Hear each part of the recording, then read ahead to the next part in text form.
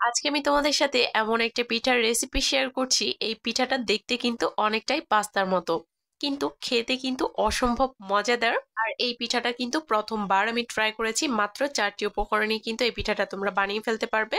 কথা না বাড়ি মেন ভিডিওতে চলে যাচ্ছি। প্রথমে একটা প্যানে আমি দিয়ে দিচ্ছি জল, আর এখানে আমি দিয়ে দিব স্বাদ মতো লবণ। জলটা যখন খুব ভালোভাবে গরম হয়ে আসবে সেই পর্যায়ে আমি এখানে চালের গুঁড়োটা দিয়ে দিব। মাত্র 1 কাপ চালের গুঁড়ো দিয়েছি। 1 কাপ চালের গুঁড়ো দিয়ে কিন্তু এতগুলো পিঠা আমি বানিয়ে নিয়েছি খুব সহজেই।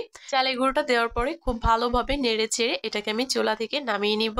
আর এখানে কিন্তু চালের গুঁড়ো পরিবর্তে চাইলে ময়দাটাও দেওয়া যাবে, তবে চালের গুঁড়ো দিয়ে করলে কিন্তু খেতে বেশি ভালো লাগে।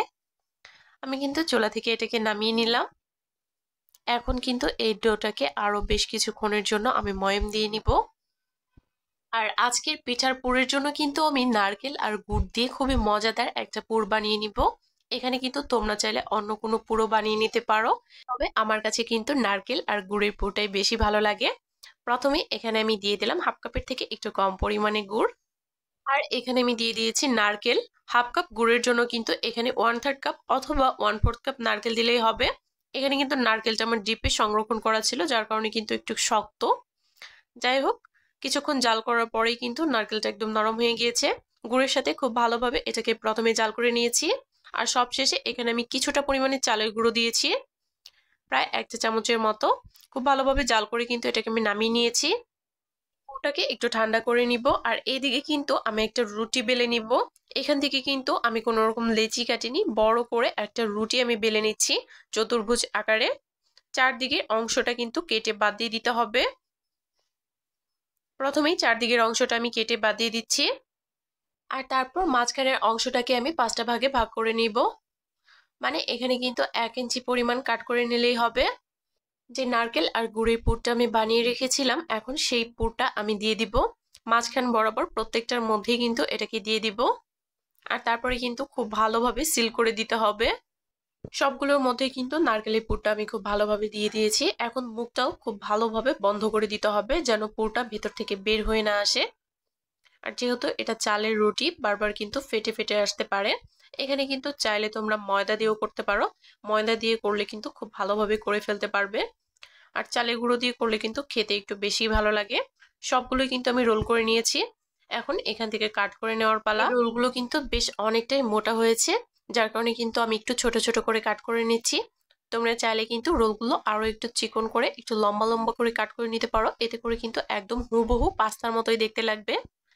সবগুলো রোলই কিন্তু আমি সেম ভাবে কাট করে নিব। আসলে এই পিঠাটা বানানো কিন্তু একেবারেই সহজ। যদি সকল টিপস ফলো করো তাহলে কিন্তু যে কোনো রেসিপি একদম পারফেক্ট হয়। চেষ্টা করেছি সকল টিপস সহ এই রেসিপিটা তোমাদের সাথে শেয়ার করার। এই তো সবগুলো কিন্তু আমার কাট করে নেওয়া হয়ে গেছে। এখন একটা প্যানের মধ্যে আমি দিয়ে দিচ্ছি গরুর ফুল ক্রিম লিকুইড দুধ। এখানে আমি প্রায় হাফ লিটারের মতো দুধ দিয়েছি। দিয়ে দিলাম স্বাদ মতো চিনি। চিনিটা কিন্তু যার যার টেস্ট অনুযায়ী দিবে। দুধটাকে এখন খুব ভালোভাবে একটু ঘন করে জাল করে নিতে হবে। তোমরা চাইলে কিন্তু পাতলা করে নিতে পারো। আমি একটু ঘন করে জাল করে নিচ্ছি, এতে করে কিন্তু পিঠাটা খেতে বেশ ভালো লাগবে। দুধটা খুব ভালোভাবে জাল করা হয়ে গেলে আমি এখানে পিঠাগুলো দিয়ে দিচ্ছি। আর চুলার আঁচটা মিডিয়ামে রেখে এখন পিঠাগুলোকে জাল করে নিব। আমি কিন্তু বেশ অনেকক্ষণই এই পিঠাটাকে রান্না করে নিয়েছি, প্রায় 10 মিনিটের মতো। আর 10 মিনিট পরে কিন্তু পিঠাটা একদম রেডি। এটা কিন্তু বেশ অনেকটাই ঘন হয়ে এসেছে। এখন এটাকে আমি নামিয়ে ফেলবো। আর পিঠাটা দেখেই বুঝতে পারছো কতটা লোভনীয় হয়েছে। খুব সহজেই কিন্তু এই পিঠাটা তোমরা বানিয়ে ফেলতে পারবে। আশা করছি আজকের এই রেসিপিটি তোমাদের সবার কাছে ভালো লেগেছে। ভিডিওটি ভালো লাগলে একটা শেয়ার দিয়ে দিও। আর হ্যাঁ, কে কে প্রথমবার এই পিঠার রেসিপিটা দেখলে অবশ্যই কমেন্ট করে জানাবে। আর ইউটিউব থেকে দেখে থাকলে অবশ্যই চ্যানেলটি সাবস্ক্রাইব করে পাশেই থাকবে। আর যারা অলরেডি করেছো তাদেরকে অসংখ্য ধন্যবাদ। কারো কোনো প্রশ্ন থাকলে কিন্তু অবশ্যই কমেন্ট করতে পারো। সবাই ভালো থেকো, আবার দেখা হবে নতুন কোনো ভিডিওতে।